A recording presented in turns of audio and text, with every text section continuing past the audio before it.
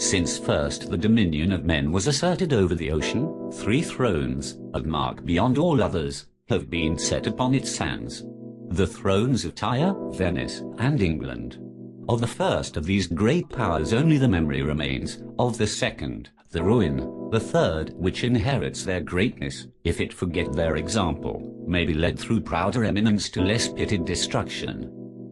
The exaltation, the sin, and the punishment of Tyre have been recorded for us, in perhaps the most touching words ever uttered by the prophets of Israel against the cities of the stranger. But we read them as a lovely song, and close our ears to the sternness of their warning, for the very depth of the fall of Tyre has blinded us to its reality, and we forget, as we watch the bleaching of the rocks between the sunshine and the sea, that they were once, as in Eden, the garden of God.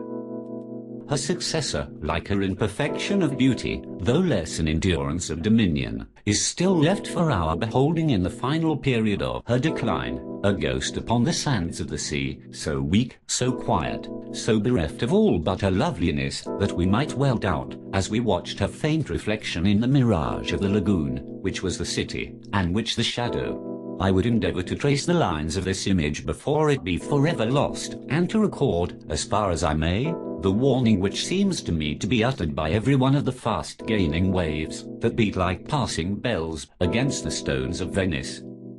If 2,000 years ago, we had been permitted to watch the slow settling of the slime of those turbid rivers into the polluted sea, and the gaining upon its deep and fresh waters of the lifeless, impassable, unvoyageable plain, how little could we have understood the purpose with which those islands were shaped out of the void, and the torpid waters enclosed with their desolate walls of sand.